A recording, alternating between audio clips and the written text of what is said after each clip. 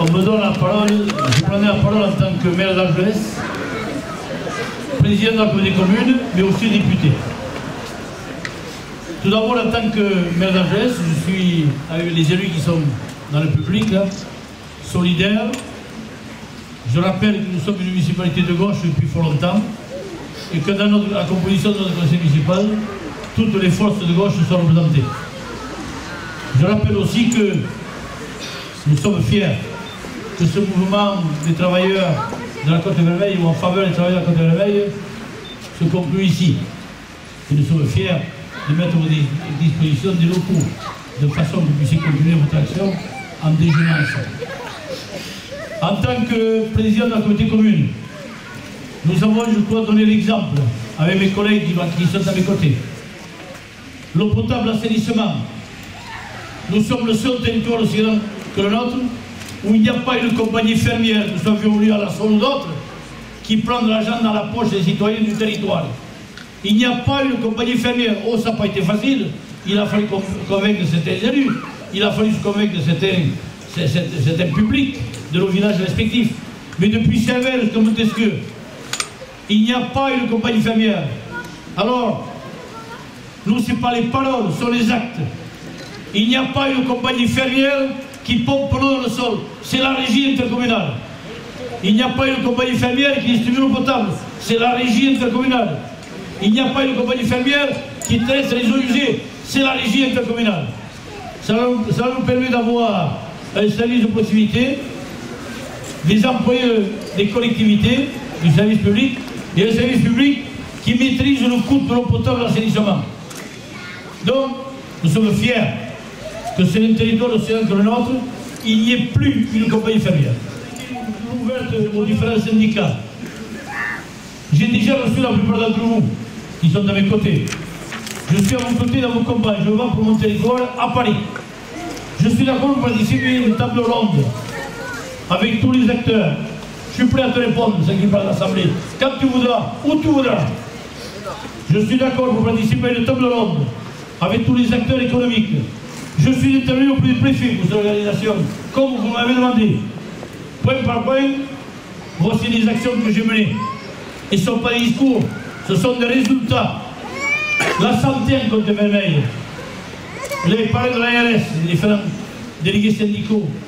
J'ai fait venir 2 fois l'ARS, qui avait promis la délocalisation de centres de Cervelle de Bagnols à Villeneuve-d'Arao, ainsi que le Château-Bleu. J'ai fait venir l'ARS. J'ai été 2 fois au ministère de Marisol-Touraine. J'ai obtenu que la délocalisation ne se fasse pas et qu'il y ait un moratoire pour réfléchir ensemble sur la non-délocalisation de la maison du centre de Cervelle et du centre de Bayous.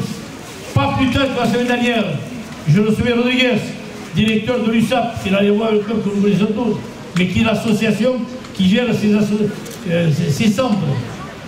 Et j'ai obtenu la promesse qu'il n'y aurait pas de délocalisation à Cervelle, qu'il n'y aurait pas de délocalisation à Bayous, qu'il n'y aurait pas de délocalisation au Château-Bleu à Rochester, tant qu'il n'y aura pas un projet concrétisé, soit le maintien, soit un projet concrétisé pour remplacer et maintenir les emplois sur le territoire. Pas plus tard qu'hier, j'ai déjeuné avec le maire de Bayeux-sur-Mer pour lui dire il me faut un terrain.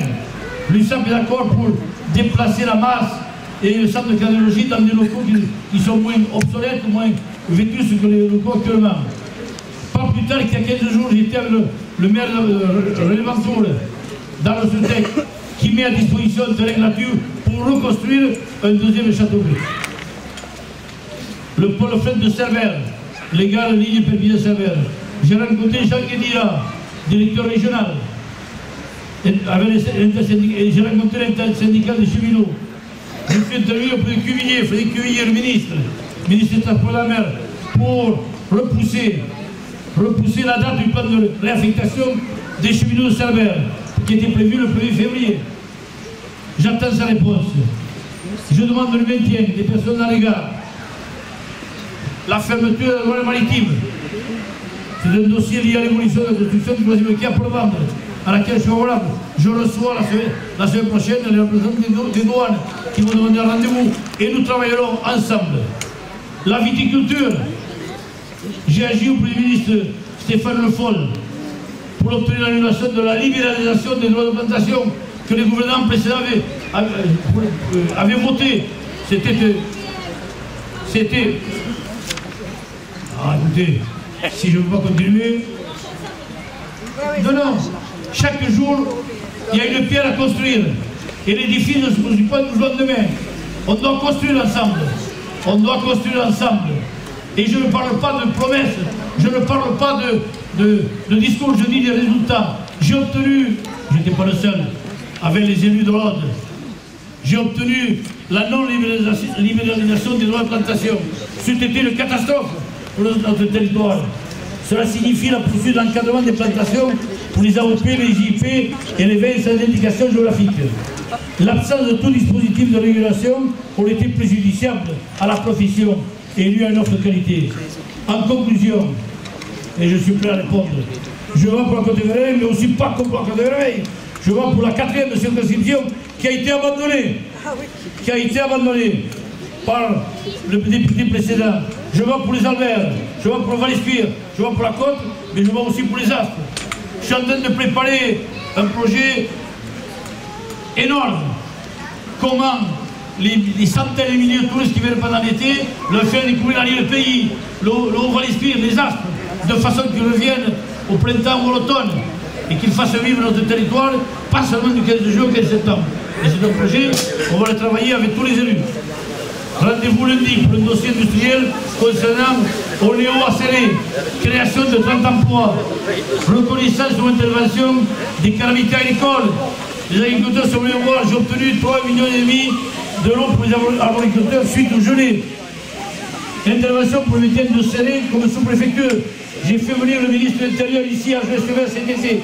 Et je lui ai fait promettre qu'il se battrait pour le maintien de la sous-préfecture à Céré. Une filière supplémentaire au lycée de Céré. La création de BTS au lycée de Céré, de façon que le lycée de Céré se développe. La cave cuisinière à Thuir, retrait de surtaxe liée à la fabrication de la Suze, ainsi de suite. Donc ce sont des faits concrets. Et vous voulez toujours, tu peux siffler quand tu veux et je suis prêt à te rencontrer. C'est trop facile. Viens me voir. Donc je suis prêt à vous rencontrer.